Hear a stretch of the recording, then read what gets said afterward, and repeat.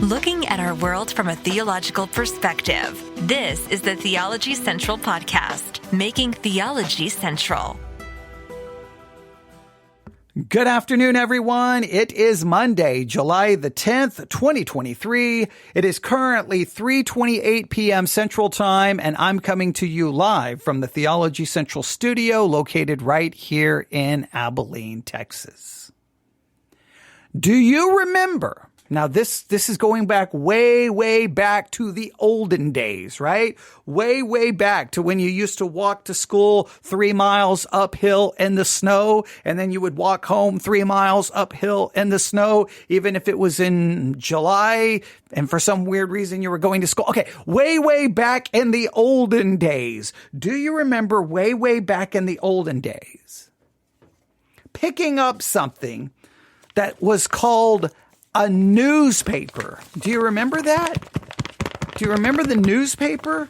You remember opening up the pages? I was always fascinated by the newspaper. I was absolutely fascinated by the newspaper from a very early age. I would like, ooh, the newspaper's here. Let me read it.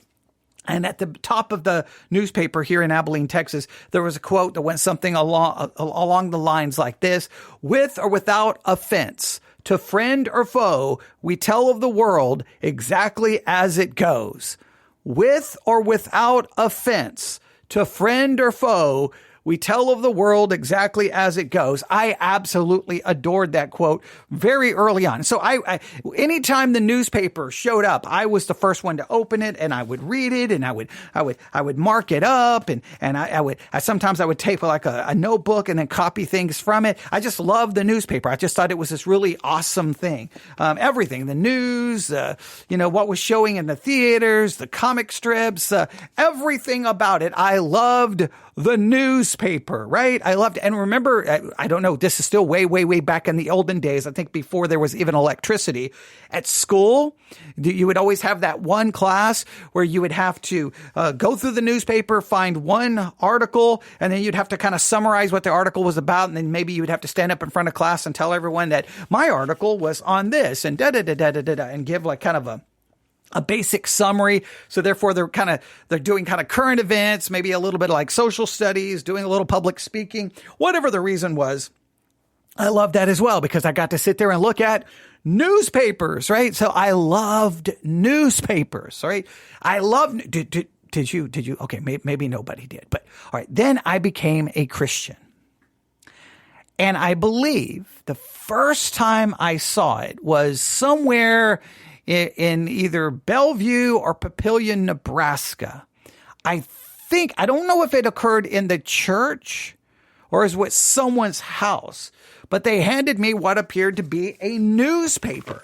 It appeared to be a newspaper. I didn't know what it was, but it was a newspaper. And I looked, and at the top, it said this. Are you familiar with this? It said, "The Sword of the Lord."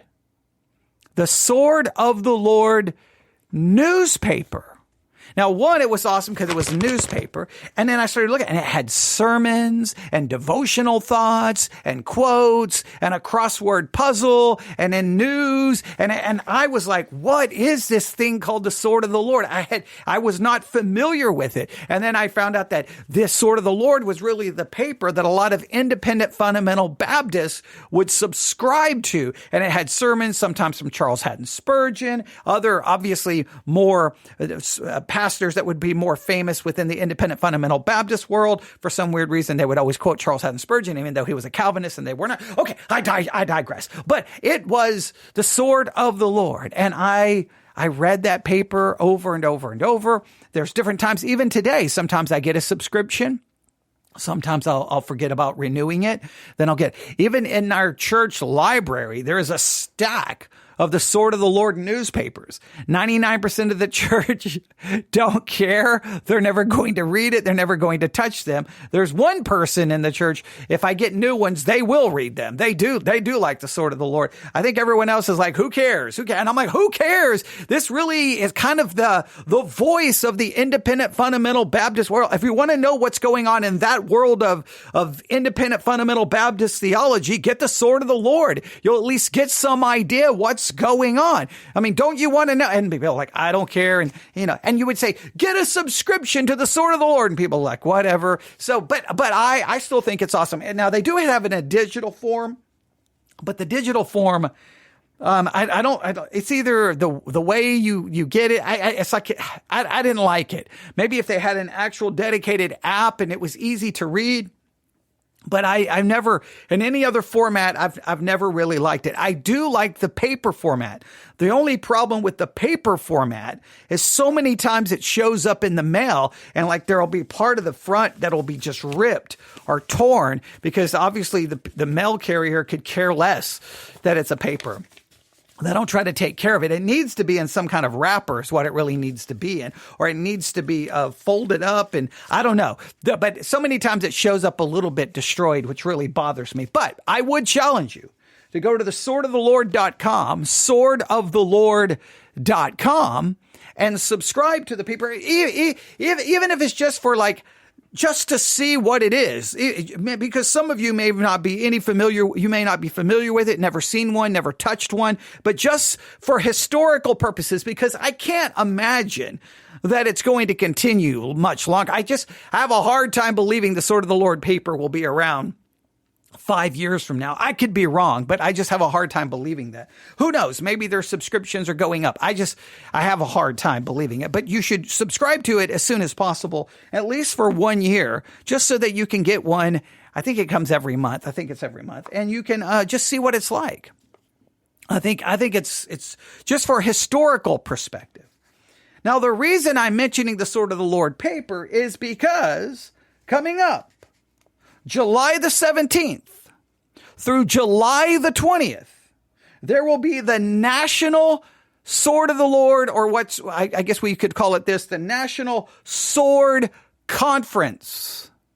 The National Sword Conference, July the 17th through July the 17th through July the 20th. And I think it's Walkertown, North Carolina. I believe it's Walkertown.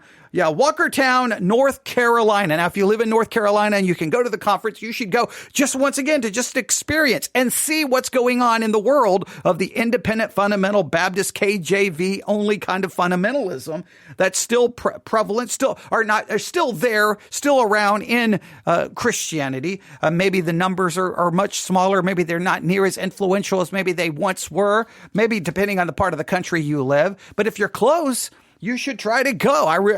And if you do, you can be my on-the-scene reporter giving me minute-by-minute updates about what's happening. If you happen to be anywhere near Walkertown, North Carolina, and I have no idea where Walkertown, North Carolina is, but somewhere in North Carolina. But the conference is July the 17th through the 20th, 2023. And from what I hear, it's going to be live streamed for free, supposedly on their YouTube channel. I just have yet to find the Sword of the Lord YouTube channel. And if it is, maybe I keep missing it, but supposedly it's going to be streamed there. Maybe it's swordoftheLord.com. I really wish that they were broadcasting on the Sermons 2.0 app. That would be awesome. That would be really easy to follow. Or if they had the Church One app, we could just download their Church One app and keep up with them that way. But I'm here to tell you about the conference and tell you I'm going to do everything in my power. This is at least the goal. Now, sometimes I come up with plans and the plans fall through. I really want to listen to all of the sermons from the conference, and I want you to help me out. So maybe you could listen to some and take notes. I could listen to some and take notes. We could talk about it, on different broadcasts. We could talk about what